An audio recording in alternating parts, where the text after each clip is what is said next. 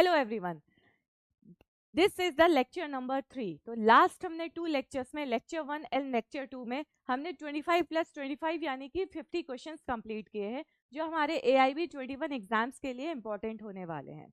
तो आज हम करेंगे लेक्चर नंबर 3 में नेक्स्ट 25 क्वेश्चंस। तो ये क्वेश्चन स्टार्ट होने वाले हैं क्वेश्चन नंबर 51 से। तो आइए देखते हैं क्वेश्चन नंबर 51 से स्टार्ट किया जाए। So question number 51, what it is saying. Question number 51 कह रहा है कि what principle did the Caparo case establish regarding duty of care. तो हेयर 4 ऑप्शंस जो है वो ऑलरेडी गिवन हुए हैं। तो गिवन में क्या है कि ऑप्शन ए कह रहा है duty of care must be establish through proximity and foreseeability. Option B कह रहा है a general duty of care exist for all parties. Option C is saying कि duty of care exist only in contractual relationships, and D is saying कि no duty of care was owed in this case. Okay, so what will be the correct answer? आइए पहले समझते हैं इस question को कि जो कैप्रो इंडस्ट्रीज वर्सेस डिकमैन में कोर्ट ने 3-fold टेस्ट दिया था ड्यूटी ऑफ केयर के लिए। तो इसमें क्या था कि पहले डैमेज जो फोर्सेबल हो, पार्टीज के बीच प्रॉक्सिमिटी होना चाहिए, और ड्यूटी जो इम्पोज करना है जस्ट और रीजनेबल होना चाहिए। ठीक है, जस्ट एंड रीजनेबल वो होना जरूरी है। इसलिए जो करेक्ट आंसर है कि duty of care must be establish through proximity and foreseeability. ठीक है, तो यहाँ पे ये ऑप्शंस है duty of care exist only in contractual relationship, duty of care. तो देखिए दोनों ऑप्शंस में ड्यूटी करके दिया है, बट हमें देखना है कि हमारा जो है प्रॉक्सिमिटी एंड फोर्सिएबिलिटी वाला ऑप्शन करेक्ट होने वाला है। ठीक है, तो ऑप्शन मार्क करिए, option A will be the correct answer. Option A will be the correct answer, so mark your answer. Okay, mark करिए। Then we will move to the question number 52। Next question, moving to the next question, question number 52 क्या बोल रहा है? What legal concept did the court apply in Burnett versus Chelsea and Kingston Hospital? ये जो एक case हुआ था, इसमें बर्नेट versus Chelsea versus and Kingston hospital में कोर्ट ने बट फॉर जो टेस्ट है वो अप्लाई किया था। बट फॉर टेस्ट क्या होता है? इसका मतलब है कि अगर जो डिफेंडेंट है उसकी नेग्लिजेंस ना होती, ठीक है, तो क्या डैमेज फिर भी होता? तो कोर्ट ने कहा कि बट जो बट है वो नेग्लिजेंस का पेशेंस के फिर भी मर जाता। ठीक है, जो बट फॉर नेग्लिजेंस है उसकी वजह से पेशेंट फिर भी मर जाता, इसलिए जो कॉजन है, ठीक है, कॉजेशन है वो प्रूव नहीं हुआ। ठीक है, इसमें कॉजेशन जो है वो प्रूव नहीं हो पाया, इस वजह से इसमें जो ऑप्शन दिया गया है बट फॉर टेस्ट, ये आंसर सही होने वाला है। तो answer number A means option number A will be the right answer. Causation means but for test will be the right answer. ठीक है, मार्क करिए option number A. Then we will move to the next question, that will be question number 53। ये क्या कहता है? Question number 53 is asking which section of the employees provident fund and Miscellaneous Provisions Act 1952 mandates that both the employer and the employee contribute to the provident fund. So ये जो question है ये relate कर रहा है employees provident fund से। ठीक है, इस सेक्शन से। तो यहाँ पे आपको 4 सेक्शंस ऑलरेडी गिवन है, section number 6, section 7, section 8 and section 10।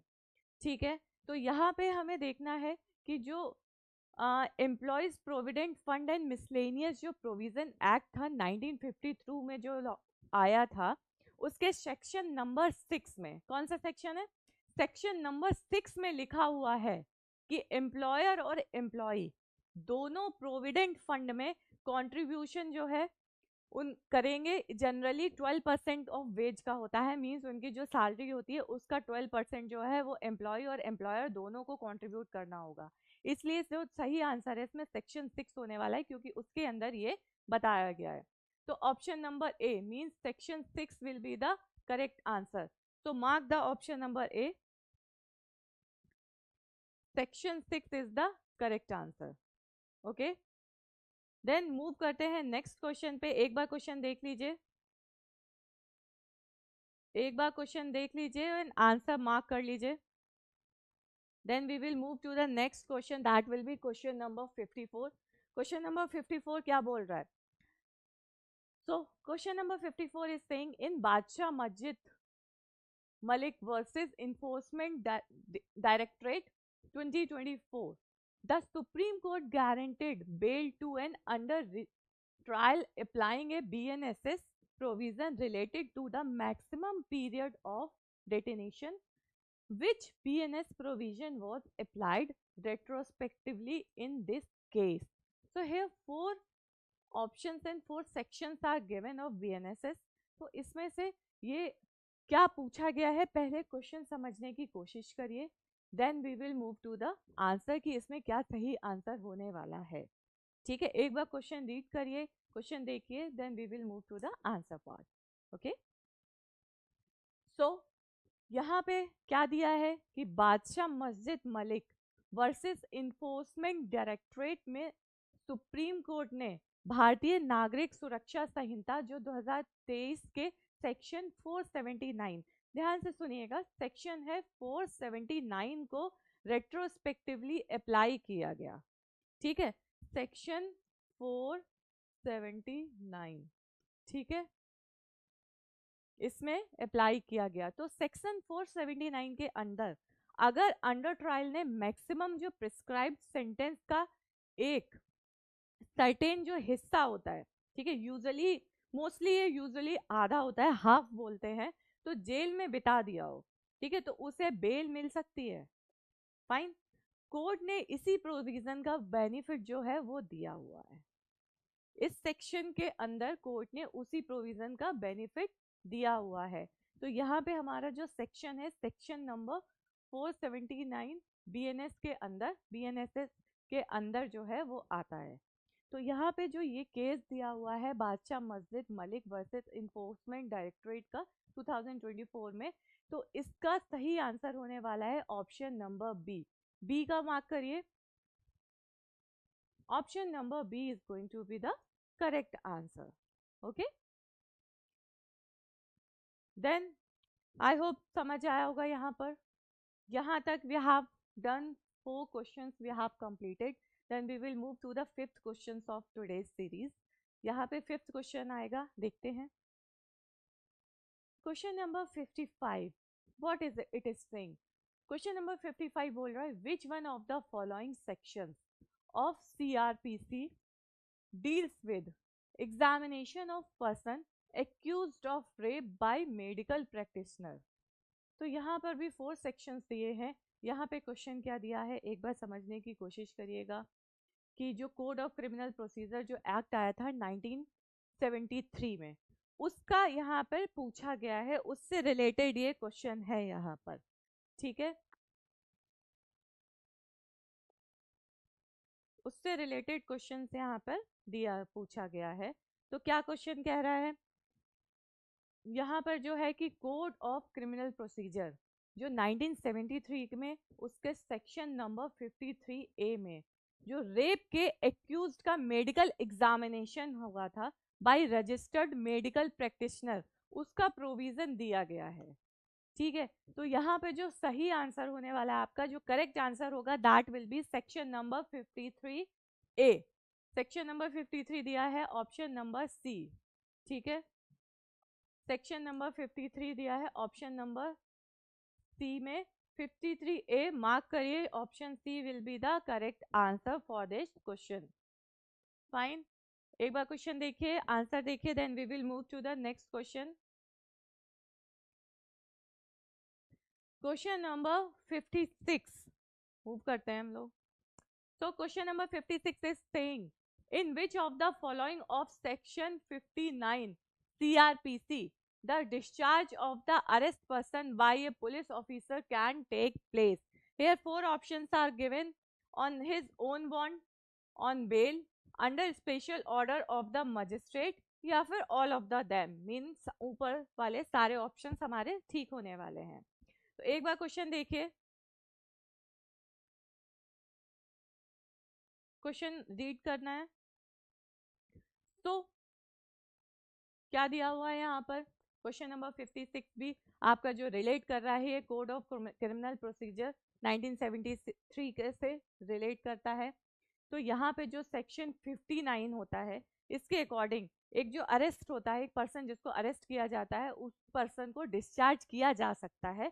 उस किस चीज पर डिस्चार्ज किया जा सकता है, ये बेस करता है, ये कुछ चीजें हैं जैसे अपने बॉन्ड पर, या बेल दी गई हो तो बेल पर डिस्चार्ज होगा, या फिर मजिस्ट्रेट के स्पेशल ऑर्डर पर डिस्चार्ज किया जा सकता है।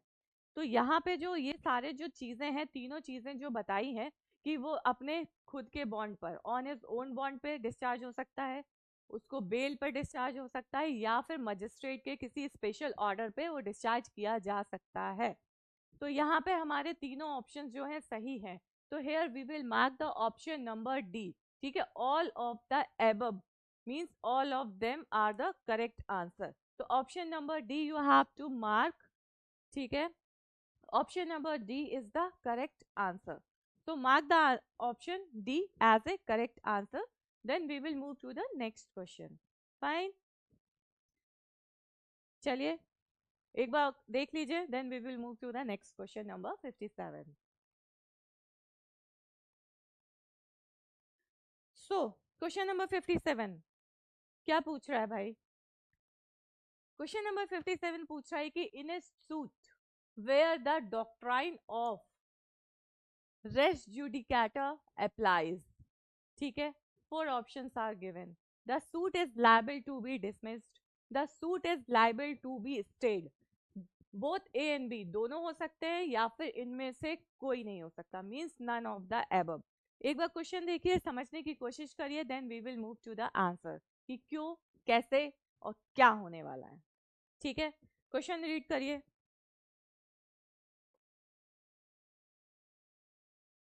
तो आंसर्स देखते हैं यहाँ पे क्या होने वाला है। तो पहले समझने की कोशिश करते हैं कि क्या सवाल में पूछा गया है, क्या क्वेश्चन पूछा गया है, and what we have to give the answer. तो कोड ऑफ जो सिविल प्रोसीजर था 1908 के सेक्शन 11 में उसके दिया हुआ है, उसमें सेक्शन 11 में है कि रेस जुडिकाटा के जो प्रिंसिपल दिया गया है, अगर सेम मैटर पे पहले ही फाइनल डिसीजन हो चुका है, ठीक है, पहले ही फाइनल डिसीजन हो चुका है, फाइनल डिसीजन लिया गया है बिटवीन सेम पार्टीज, उन्हीं पार्टीज के बिटवीन में, और तो नया सूट जो है, नया सूट जो है वो मेंटेनेबल नहीं होता, और जो डिसमिस कर दिया जाता है वो स्टे नहीं होता। ठीक है, तो इसमें जो करेक्ट आंसर है वो क्या होने वाला है, क्या रिलेट कर सकते हैं हम कि जो the suit is liable to be dismissed, तो क्या होने वाला है, जब the suit is liable to be dismissed, तो यहाँ पे option A will be the correct answer. तो mark the answer A, A will be your the correct option A. ठीक है, so can we move to the next question? Next question is question number 58। क्या कहता है question number 58 is asking, बड़ा बड़ा सा question है ये, क्या पूछ रहा है, चलो। ए suit bought by a person to recover possession from a stranger of Math property, claiming it as hire of the deceased Mahant.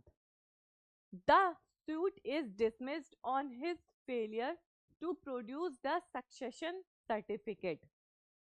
ठीक है, a second suit was filed by him as manager of the मठ। ठीक है, तो यहाँ पे जो है फोर ऑप्शंस दिए हैं, फोर ऑप्शंस में एक बार ऑप्शंस देख लेते हैं, क्योंकि ऑप्शंस के साथ क्या होता है कि व्हेन यू आर ऑप्शंस देख के हम जब चलते हैं तो हमें आइडिया लगता है कि मोस्ट नियरली ऑप्शन क्या होने वाला है। फर्स्ट ऑप्शन दिया है कि the second suit will be barred by res judicata, the second suit will not be barred by res judicata, यहाँ पे नॉट है, यहाँ पे होगा। The second suit will be barred by res sub judice, none of the above दिया है आपका last option, option number B D, मतलब इनमें से कोई नहीं।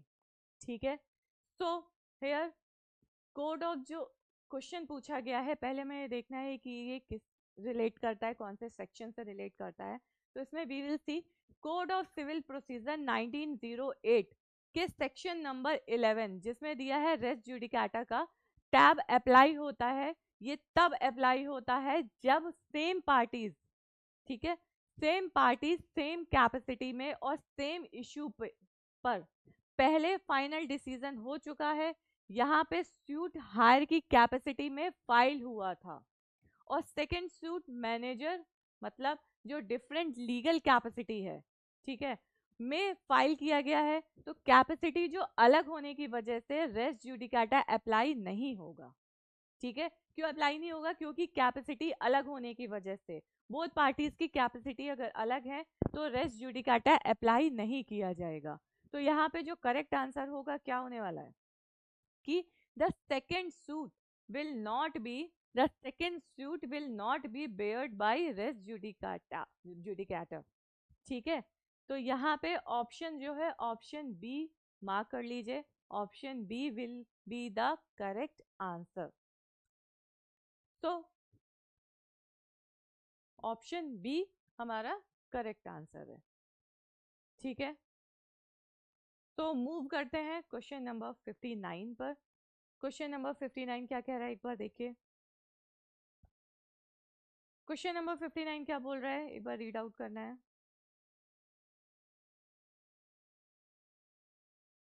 तो क्वेश्चन नंबर 59 बोल रहा है कि state of UP versus Nawab Hussain 1977 SCR 3 clause 428 relates to, ये किससे रिलेट कर रहा है? यहाँ पे 4 दिए हैं आपको, ये किससे रिलेट कर रहा है, ठीक है। 4 ऑप्शंस में जाकर देखिए।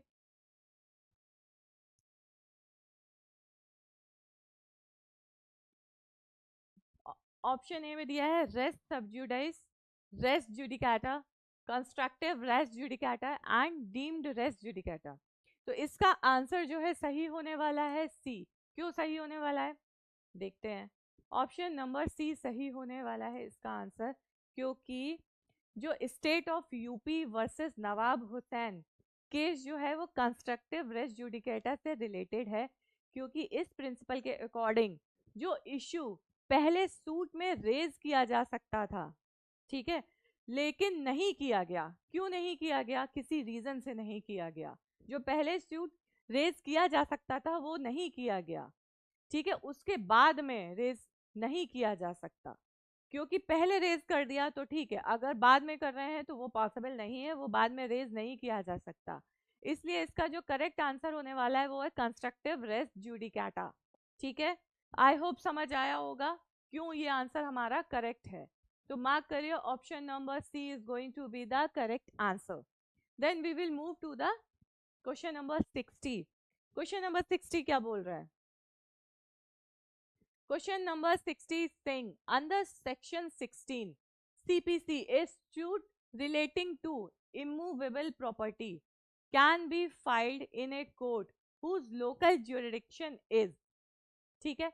तो यहाँ पे सेक्शन 16 से रिलेट कर रहा है क्वेश्चन, ऑलरेडी सेक्शन दिया हुआ है कि सेक्शन 16 के अंदर की बात पूछी गई है। तो यहाँ पे 4 ऑप्शंस दिए हैं कि where the property situated, where the defendant voluntarily resides or carries on business, दोनों होने वाले ए एंड बी या इनमें से कोई नहीं, ठीक है। क्या आंसर है? क्या आंसर हो सकता है इसका? देखिए क्या आंसर हो सकता है, एक बार क्वेश्चन फिर से रीड आउट करके देखिए, then we will find out the correct answer, ठीक है। ओके, तो कोड ऑफ सिविल प्रोसीजर 1908 के सेक्शन नंबर 16 जो ऑलरेडी हमें क्वेश्चन में दिया गया है कि के अकॉर्डिंग, तो सेक्शन नंबर 16 के अकॉर्डिंग जो इमूवेबल प्रॉपर्टी होती है, इमूवेबल प्रॉपर्टी क्या होती है? जो मूव नहीं हो सकती, जैसे कि लैंड हो गया, जमीन, खेती बाड़ी, बिल्डिंग्स, घर, ठीक है, ये इमूवेबल प्रॉपर्टी है जो कहीं से मूव करके कहीं और नहीं लेके जा सकते, ठीक है। इससे रिलेटेड स्वीट उसी कोड में फाइल होगा जहां प्रॉपर्टी सिचुएटेड है। मान लीजिए यहाँ पे इस शहर में फॉर एग्जाम्पल इलाहाबाद में एक खेत है, ठीक है, उससे रिलेटेड जो भी केसेस हैं वो उसी जगह पे फाइल होंगे, उसी कोर्ट में फाइल होंगे, ना कि वो जाके कहीं कानपुर में फाइल किए जाएं। तो इसके अलावा हम ये भी समझते हैं कि डिफेंडेंट कहाँ रहता है या बिजनेस करता है, ठीक है, ये सेक्शन 16 में रिलेवेंट नहीं होता कि जो डिफेंडेंट है वो कहीं भी रहे, उससे सेक्शन 16 के अंदर कोई मतलब नहीं है, वो रिलेवेंट नहीं करता। तो ये जो है रिलेवेंसी का आता है, ये सेक्शन नंबर 20 में आ जाता है। बट 16 कहता है कि जो जहाँ पे जो लैंड है, जो इमूवेबल प्रॉपर्टी है, वो उसी कोर्ट में फाइल होगा उसका केस, ठीक है।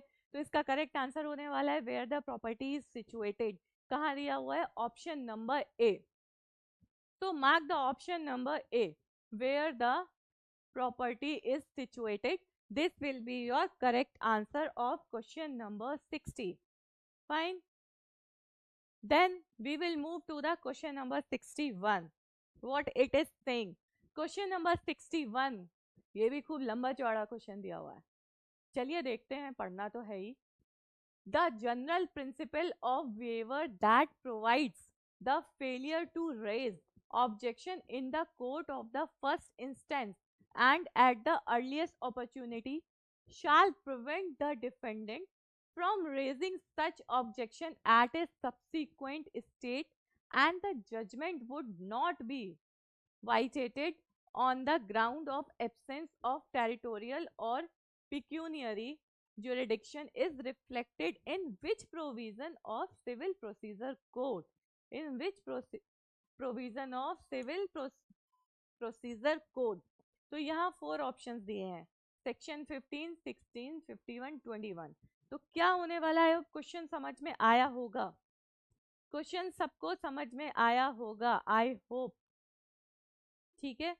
आंसर देखते हैं, आंसर क्या दिया है, क्या सही होगा, कैसे सही होगा, क्यों सही होगा, ठीक है। क्योंकि देखिए कोड ऑफ सिविल प्रोसीजर जो 1908 के सेक्शन 21 में ये प्रिंसिपल दिया गया था कि अगर डिफेंडेंट ने टेरिटोरियल या पिक्यूनरी ज्यूरिडिक्शन का ऑब्जेक्शन पहले स्टेज पर नहीं उठाया तो बाद में भी वो ऑब्जेक्शन नहीं उठा सकता।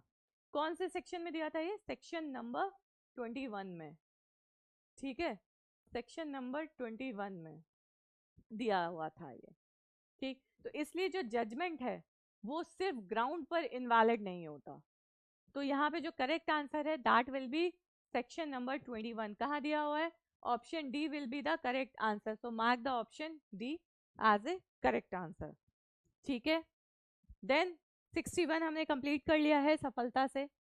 देन मूव करते हैं क्वेश्चन नंबर 62, देखते हैं what it is saying. Question number 62. Section 34.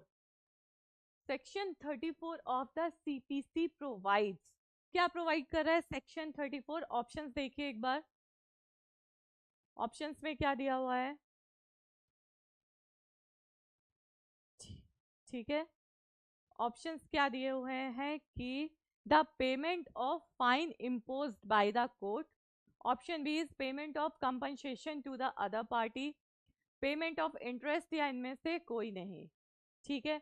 तो सेक्शन 34 क्या कहता है, पहले हम ये देखते हैं कि जब कोर्ट डिक्री पास करता है फॉर पेमेंट ऑफ मनी, किसी भी तरह का जो पेमेंट होता है मनी का, उसके लिए डिक्री जब कोर्ट पास करता है तो वो इंटरेस्ट अवॉर्ड कर सकता है। इंटरेस्ट दो तरह का होता है, प्री डिक्री इंटरेस्ट जो बिफोर जजमेंट होता है, और दूसरा होता है पोस्ट डिक्री इंटरेस्ट जो आफ्टर जजमेंट टिल पेमेंट तक होता है। तो कोर्ट अपने जो डिस्क्रिशन से reasonable rate of interest decide करेगा। तो यहाँ पे जो करेक्ट आंसर होता है कि पेमेंट ऑफ इंटरेस्ट। तो क्या करेक्ट आंसर है, पेमेंट ऑफ इंटरेस्ट दिया हुआ है हमारे सेक्शन नंबर सी में। सेक्शन नंबर सी कहाँ भाग रहा है भाई, सेक्शन नंबर सी दिया है पेमेंट ऑफ इंटरेस्ट, ठीक है। ऑप्शन मार्क करिए, C will be the correct answer. So next देखते हैं question number 63। Question number 63, question number 63 पूछ रहा है कि section 10 of CPC does not apply. कहाँ पे सेक्शन 10 नहीं अप्लाई होता है? पहला ऑप्शन दिया है when the previous suit is pending in the same court, option B is when the previous suit is pending in foreign court, option C is when the previous suit is pending in any other court of India, and D is when the previous suit is pending in a court outside India established by the central government. ठीक है, तो सबसे पहले समझते हैं कि section number जो 10 है वो क्या होता है, क्या कहता है। Section 10 of the code of civil procedure CPC का जो है वो 1908 में वो डील करता है with the principle of res sub judice, यानी जब एक सूट ऑलरेडी पेंडिंग है, ठीक है, तो दूसरा सूट जो सामने जो सेम मैटर पर बेस्ड है उसको स्टे कर दिया जाता है। ठीक है, तो इसमें जो इम्पोर्टेंट पॉइंट है ये जानना जरूरी है कि ये सेक्शन जो है ये अप्लाई होता है जब प्रीवियस सूट इंडिया के किसी कॉम्पिटेंट कोर्ट में पेंडिंग हो। फॉरेन कोर्ट्स के पेंडिंग सूट के लिए सेक्शन 10 सीपीसी अप्लाई नहीं होता। करेक्ट। तो यहाँ पे जो सही आंसर है वो होगा कि when the previous suit is pending in foreign court. तो यहाँ पे ये कहाँ दिया हुआ है, when the previous suit is pending in foreign court, ये ऑप्शन बी है हमारा, that will be the correct answer. so option B is the correct answer. Then we will move to the next question. Question number 64 क्या बोल रहा है कि a decree can be transferred for execution to another court.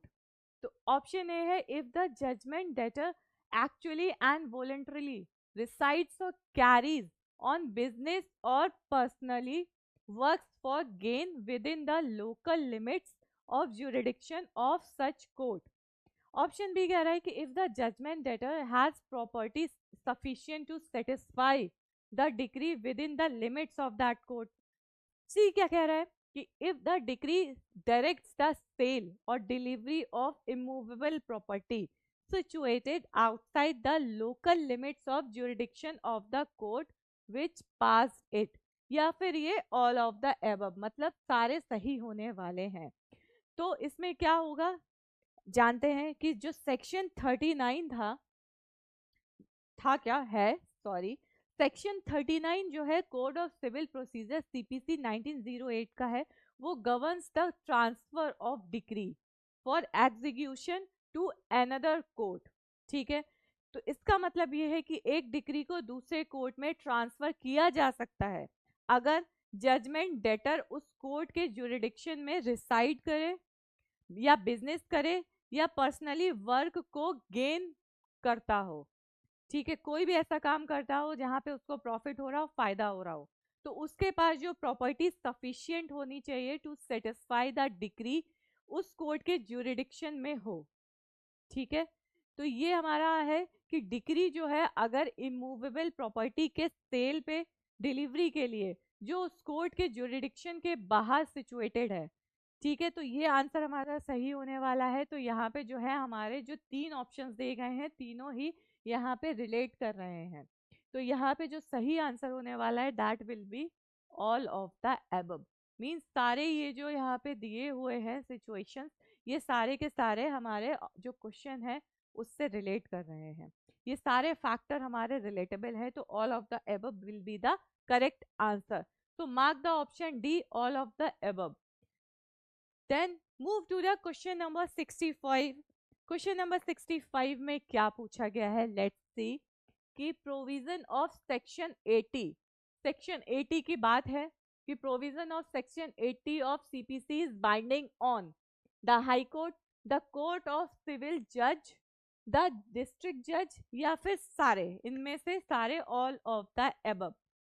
सो क्या कह रहा है question number 65 sorry, section 80 section 80 की बात की गई है।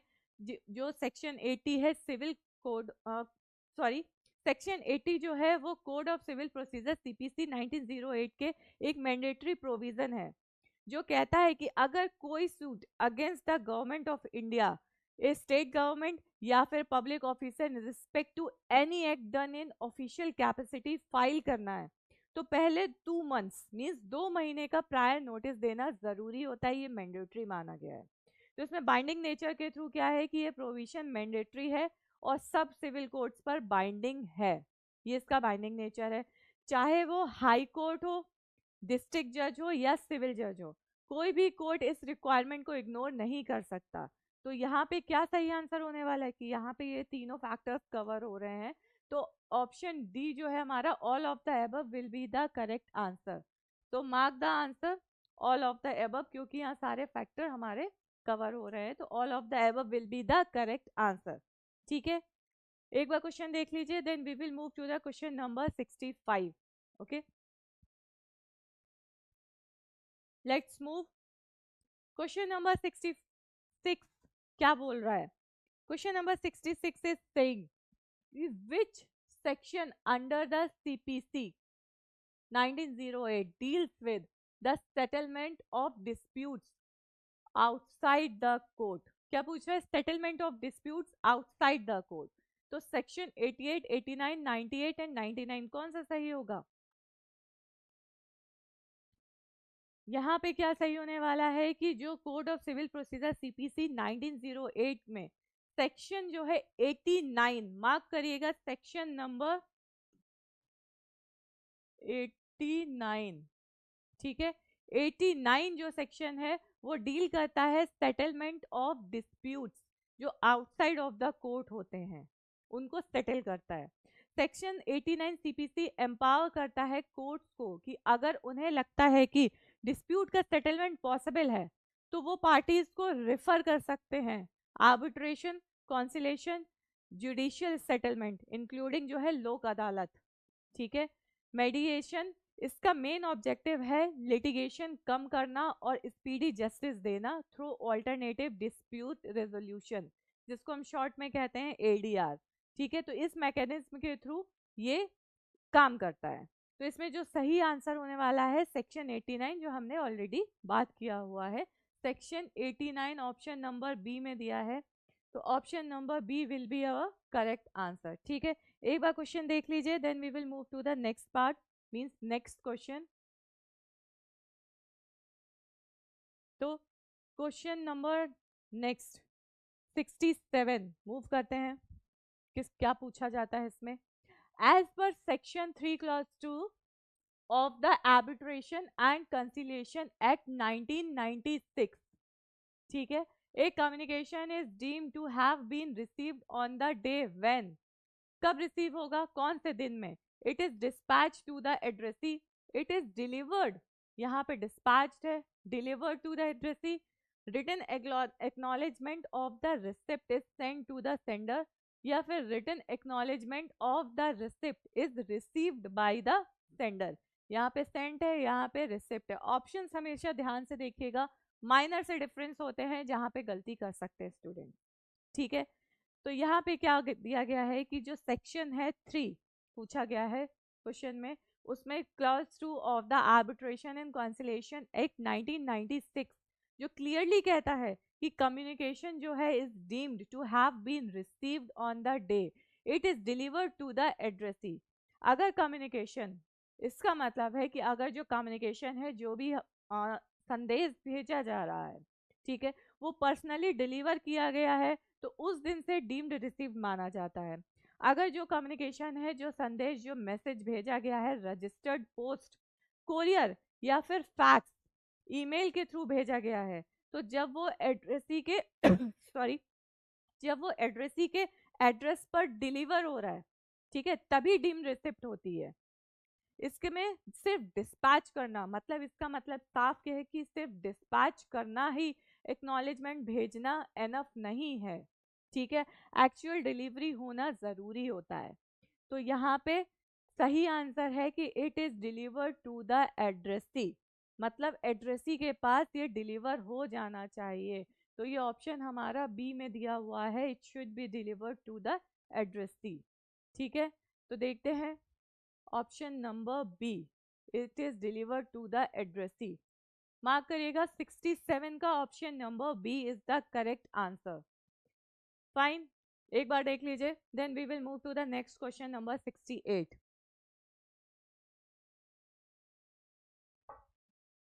क्वेश्चन नंबर 68 क्या कह रहा है? Question number 68 is the language which is to be used in the arbitral proceedings is decided by option A the tribunal, parties to decide by mutual understanding, petitioner और डिफेंडेंट। ठीक है, क्या होने वाला है? इजी सा सवाल है। इसमें क्या है कि section 22 of the arbitration and conciliation act 1996 ये कहता है कि लैंग्वेज ऑफ आर्बिट्रल प्रोसीडिंग जो है पार्टीज के म्यूचुअल एग्रीमेंट से डिसाइड होती है। पार्टीज के म्यूचुअल एग्रीमेंट होना चाहिए, उस पर डिसाइड होती है। अगर पार्टीज आपस में डिसाइड नहीं करते तो आर्बिट्रल ट्रिब्यूनल अपनी डिस्क्रिशन से लैंग्वेज फिक्स करता है।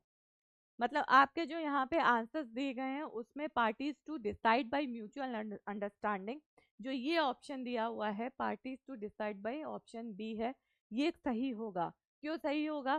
क्योंकि बाकी चलिए देखते हैं, क्योंकि जो डिफॉल्ट रूल होता है कि पार्टीज आपस में डिसाइड करें। ठीक है, पहले आपस में डिसाइड करें क्या होने वाला है। अगर वो फेल कर रहे हैं डिसाइड करने में तो ट्रिब्यूनल लैंग्वेज जो है वो फिक्स करेगा। इसमें ये इंश्योर करता है कि दोनों पार्टीज कंफर्टेबल हैं और प्रोसीडिंग फेयर होनी चाहिए। मतलब वहाँ पे म्यूचुअली दोनों लोग को एग्री करना चाहिए, इसलिए वहाँ पर जो है कंफर्टेबल होना चाहिए और वो प्रोसीडिंग जो होती है वो फेयर होना चाहिए, साफ होना चाहिए। ठीक है, तो यहाँ पे correct answer will be option number B. ठीक है, parties to decide by mutual understanding. ठीक, तो क्वेश्चन नंबर 68 क्लियर हो गया होगा। आई होप ये सबको क्लियर होगा यहाँ तक। ठीक है, then we will move to the question number 69। 69 क्या कह रहा है? एक बार क्वेश्चन पढ़िए। 69 क्या बोल रहा है? 69 क्वेश्चन नंबर कह रहा है कि what is the maximum number of conciliators allowed in a cancellation proceeding, 1, 2, 5 और नन ऑफ द एबव। क्या होने वाला है? होता क्या है? Section 64 of the arbitration and conciliation act 1996 जो कंसिलिएशन के प्रोसीडिंग्स पर है वो कहता है कि कंसिलेटर्स की मैक्सिमम नंबर 3 हो सकती है। ठीक, इसका क्या क्यों हो सकती है 3? क्योंकि 3 तो यहाँ दिया है, बट यहाँ पे 1, 2, 5 हमारे पास 5 ही ऑप्शन है। तो यहाँ पे पार्टी जो है आपस में डिसाइड कर सकती हैं कि कितने कंसिलेटर्स होंगे। अगर एक कंसिलिएटर अपॉइंट होता है वो सिंगल हैंडेडली प्रोसीडिंग कंडक्ट करेगा। अगर 2 या 3 कंसिलेटर्स अपॉइंट होते हैं तो उनमें से एक को प्रोसीडिंग कंसिलेटर बनाया जाता है। तो मैं मैक्सिमम लिमिट जो है वो 3 कंसिलेटर, इससे ज़्यादा अलाउड नहीं होता है। तो यहाँ पे जो सही आंसर होने वाला है वो नन ऑफ द अबव होगा, क्योंकि हमारे ऑप्शंस में दिया ही नहीं है। जबकि करेक्ट आंसर होता है यहाँ पे 3, 3 से ज़्यादा, ये 3 is the maximum, 3 is the maximum figure होता है। ठीक है, जो ऑप्शन में नहीं दिया है तो यहाँ पे हमारा करेक्ट आंसर होने वाला है none of the above. Mark the answer D. ठीक है, answer D, option D will be the correct answer, क्योंकि यहाँ पे हमारा 3 है, ये याद रखिएगा। 3 से इज द मैक्सिमम नंबर। ठीक है, तो move to the next question, question number 70। Question number 70 क्या कह रहा है कि which provision of the arbitration and conciliation act mandates the arbitration agreement shall be in writing। तो सेक्शन 7, 3, 8 एंड 11 हमारे पास दिए हुए हैं। तो करेक्ट क्या होने वाला है यहाँ पर? एक्चुअली जो सेक्शन 7 है, ठीक है, सेक्शन 7 है, इसको लेके चलते हैं कि ये करेक्ट आंसर है, क्योंकि सेक्शन 7 जो है आर्बिट्रेशन एंड कंसिलिएशन एक्ट 1997 ये क्लियरली मैंडेट करता है कि आर्बिट्रेशन जो है एग्रीमेंट का शैल बी इन राइटिंग। मतलब ये जो आर्बिट्रेशन इन एग्रीमेंट जो है ये लिखित में होना चाहिए, रिटन में होना चाहिए। क्योंकि सेक्शन 7 का कॉज 3 में है आर्बिट्रेशन एग्रीमेंट जो है मस्ट बी इन राइटिंग। इसमें सेक्शन 7 के क्लॉज 4 में कहा गया है कि एग्रीमेंट राइटिंग के अलग अलग फॉर्म्स हो सकते हैं। डॉक्यूमेंट साइन बाय पार्टीज होगा, exchange of letter, telex, telegram और अदर मीन्स ऑफ कम्युनिकेशन। मतलब किसी भी तरह का कम्युनिकेशन हो, चाहे रिटर्न में हो चाहे फिजिकल मैनुअल हो, बट वो रिटर्न में होना चाहिए। Plus exchange of statements of claim and defence where existence of agreement is alleged and not denied. ठीक है, तो यहाँ पे जो सही आंसर होगा आंसर 7 है, क्योंकि सेक्शन 7 में क्लियरली कहा गया है कि जो भी कम्युनिकेशन है, एग्रीमेंट हो या कुछ भी, that should be in a written form, वो इलेक्ट्रॉनिक हो या फिर मैनुअली आपको हैंड रिटन हो, प्रिंटेड हो, कुछ भी हो। तो सेक्शन 7 में ये डिफाइन किया हुआ है। तो यह मार्क करिए correct answer option number A, section 7 will be the correct answer. तो इसी तरह हमने क्वेश्चन नंबर 70 कंप्लीट किया है। Then we will move to the question number 71। 71 क्या कह रहा है एक बार देखिए, 71 क्या बोल रहा है। 71 कह रहा है कि a Muslim male during the life time of his wife W, male है यहाँ पे ए और वाइफ है W, with whom the marriage is subsisting married the younger sister of his wife. The marriage is void in Sunni as well as Shia law, valid in Sunni as well as Shia law, irregular in Sunni as well as Shia law, या irregular in Sunni law and void in Shia law। क्या कह सकते हैं, क्या होगा सही answer इसका, क्या लग रहा है? तो देखते हैं, क्योंकि जैसे सुन्नी लॉ है मुस्लिम्स में, अगर एक मुस्लिम मेल अपनी वाइफ की यंगर सिस्टर मतलब अपनी वाइफ की छोटी बहन से शादी करता है, तब तक पहली मैरिज सबसिस्टिंग है, तो ये प्रोहिबिटेड रिलेशनशिप के अंदर आता है, मतलब ये रिलेशनशिप जायज नहीं होगा। लेकिन सुन्नी लॉ में इसे इरेगुलर मैरिज माना जाता है जो वॉइड नहीं होती। जबकि शिया लॉ में क्या है कि शिया लॉ में इस वॉइड को मैरिज इसे वॉइड मैरिज माना जाता है। मतलब एक होता है उसमें बोलते हैं बैटल मैरिज कि बातिल है, ठीक है, क्योंकि एक ही वक्त में वाइफ और उसकी सिस्टर के साथ शादी करना, मैरिज करना बिल्कुल भी प्रोहिबिटेड माना जाता है, बिल्कुल ही गलत माना जाता है। तो हमारे ऑप्शंस में जो दिया हुआ है यहाँ पे, irregular in Sunni as well as irregular in Sunni as well as void in Shia law। तो ऑप्शन जो है डी सही होने वाला है हमारा, क्योंकि irregular in Sunni and void in Shia law। ठीक है, तो यहाँ पे option D will be the correct answer.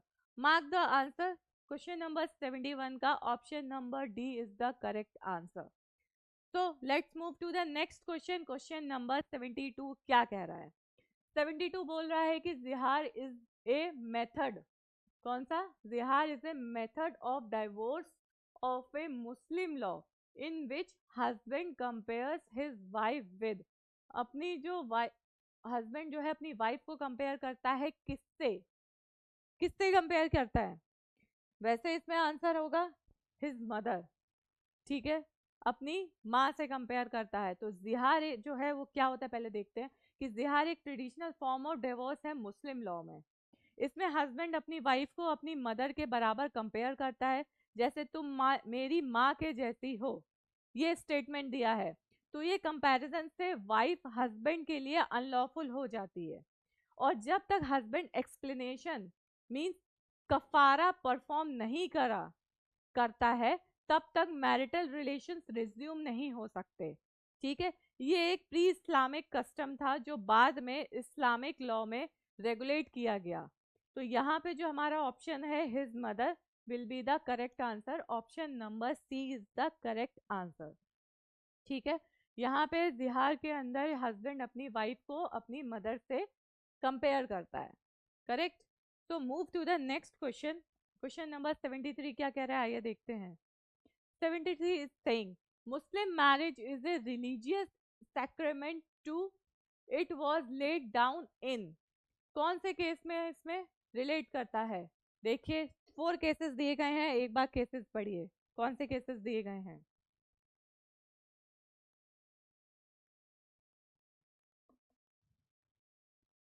यहाँ पर करेक्ट जो आंसर होगा वो होगा अनीस बेगम वर्सेस मुस्तफ़ा, 1933 में था, आयला 55 AI 733 के अंडर में।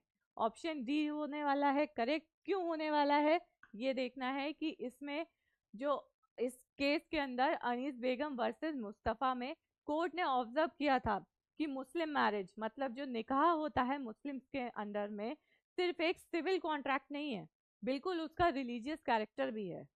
ठीक है, वो सिर्फ सिविल कॉन्ट्रैक्चुअल नहीं माना जाता है, उसका एक रिलीजन से रिलेटेड भी कैरेक्टर है, यानी एक तरह से रिलीजियस सेक्रेमेंट भी माना जाता है। तो ये इस केस के अंडर में ये डिफाइन किया गया था। ठीक है, तो यहाँ पे करेक्ट आंसर होगा option number D, Anees Begum versus Mustafa. ठीक है, तो ये क्वेश्चन नंबर 73 आई होप सबको क्लियर हुआ होगा। Then we will move to the next question. Next question number 75 क्या कह रहा है, ओ सॉरी 74 क्या कह रहा है कि how many grounds of divorce are provided for a Muslim woman under section 2। Section 2 की बात की गई है of the dissolution of Muslim marriage act 1939। Option है 7, 8, 9, 10। यहाँ पे 4 ऑप्शंस हैं, तो इसमें पूछा गया है क्या आंसर सही होने वाला है। सेक्शन 2 की बात हो रही है, ध्यान दीजिएगा यहाँ पे सेक्शन 2 के अंदर बात हो रही है। इसमें क्या है कि देखिए, एक बार क्वेश्चन देखिए, सेक्शन 2 से रिलेट करिए क्या पूछा गया है। यहाँ पे section 2 of the dissolution of Muslim marriage act 1939 जो है उसमें प्रोवाइड करता है 9 specific grounds. 9 specific grounds provide करता है जिसमें Muslim women can seek divorce. 9 specific grounds क्या होते हैं ये भी हम देखते हैं कि यहाँ पे एक्ट के सेक्शन 2 में मुस्लिम वाइफ के लिए 9 ग्राउंड्स दिए गए हैं। तो इसमें क्या है 9, पहला हस्बैंड का जो वेयर अबाउट है 4 साल तक अननोन होना, मतलब पता ही नहीं है हस्बैंड कहाँ है, उसका 4 साल तक कोई अता पता नहीं है। दूसरा है कि हस्बैंड का 2 साल तक मेंटेनेंस ना देना, अपनी वाइफ को रेगुलर जो डे टू डे लाइफ है उसके लिए कोई मेंटेनेंस कोई खर्चा पानी नहीं दिया जाएगा, ये सेकंड है। थर्ड है हस्बैंड का 7 साल या ज्यादा की इम्प्रिजनमेंट, 7 साल या उससे ज्यादा अगर हस्बैंड जेल में है तो वाइफ डिवोर्स के लिए अप्लाई कर सकती है। फिर आता है फोर्थ कि हस्बैंड का अपनी मैरिटल ऑब्लिगेशंस फुलफिल ना करना, मतलब अपनी शादीशुदा जो जिम्मेदारियां हैं वो फुलफिल नहीं करता, उस बेस पे वाइफ डाइवोर्स मांग सकती है। इसके अलावा होता है कि हस्बैंड का इम्पोर्टेंट होना, हस्बैंड इंसेन या सफरिंग फ्रॉम वेनरल डिसीज, किसी तरह ऐसी डिसीज से सफ़र कर रहा है तो उसमें वाइफ डाइवोर्स के लिए अप्लाई कर सकती है। तो इसमें वाइफ के अगेंस्ट क्रूएल्टी भी एक आता है, पॉइंट है कि वाइफ के अगेंस्ट क्रूएल्टी, डोमेस्टिक वायलेंस कुछ ऐसा किया जा रहा है, वाइफ के खिलाफ अनफेयर ट्रीटमेंट दिया जा रहा है, या फिर कुछ स्पेशल कंडीशंस पर भी जो वाइफ को प्रोटेक्ट करते हैं, कुछ ऐसे भी कंडीशंस होते हैं जहाँ पे वाइफ को प्रोटेक्ट किया जाएगा। तो ऑल्सो ये जो 9 है यहाँ पे, इन 9 चीज़ों के बेसिस पे वाइफ अपने हस्बैंड के खिलाफ डाइवोर्स फाइल कर सकती है। तो यहाँ पे करेक्ट आंसर होगा option number C 9। 9 will be the correct answer, mark the answer option C 9। ठीक है, देन मूव करते हैं आज के लास्ट क्वेश्चन पे। क्वेश्चन number 75 will be the last question for today. क्या कह रहा है एक बार देखिए आराम से। क्वेश्चन नंबर 75 कह रहा है कि तलाक उल बिद्दत इज, क्या होता है ये, complete and irrevocable divorce, incomplete and irrevocable divorce, complete and revocable divorce, या फिर इनमें से कुछ नहीं। ठीक है, तो ये जो टर्म है, क्या टर्म है, तलाक उल बिद्दत, ये दिया हुआ है। तो इसका मतलब होता है कि इंस्टेंट डिवोर्स है जो हस्बैंड एक ही सिटिंग में तलाक तलाक तलाक बोलकर दे देता है। तो इसका क्या वैल्यू है लॉ में। ये form of divorce Sunni Muslim means जो हनाफी स्कूल से रिलेट होते हैं में रिकॉग्नाइज्ड है, लेकिन शिया लॉ में वैलिड नहीं है। इसके बाद मैरिज तुरंत खत्म हो जाती है और ये इरिवोकेबल होती है, यानी कि रिकॉन्सिलेशन पॉसिबल नहीं होता बिना फ्रेश निकाह के, मतलब ये फाइनल डिवोर्स माना जाता है। तो इसको इनोवेटेड फॉर्म ऑफ तलाक भी कहा जाता है, क्योंकि प्रॉफिट के ज़माने में ये प्रैक्टिस थी ही नहीं। ठीक है, ऐसा मानना है कि प्रॉफिट के ज़माने में ये प्रैक्टिस नहीं थी, तो इसको जो है कंप्लीट और इरिवोकेबल डिवोर्स माना जाता है। तो यहाँ पर हमारा जो आंसर है ये ऑप्शन सी होने वाला है कि ये पूरी तरह से कंप्लीट और पूरी तरह से कंप्लीट और इरिवोकेबल डाइवोर्स होगा, मतलब ऑप्शन ए सही होगा हमारा। ठीक है, तो let's see, option number A will be the correct answer. ठीक है, मार्क कर लीजिए। सो आई होप आज के सारे 25 जो क्वेश्चंस है वो आपको समझ आए होंगे। आई होप सबको बेटर एक्सप्लेनेशन के साथ ये सारे आंसर्स क्वेश्चंस हमने किए। तो मिलते हैं नेक्स्ट क्लास में। नेक्स्ट क्लास होने वाली हमारी लेक्चर नंबर 4, तो जिसमें हम नेक्स्ट 25 इंपॉर्टेंट क्वेश्चन जो एआईबी के लिए होने वाले हैं वो कंप्लीट करेंगे। तो thank you everyone, stay connected.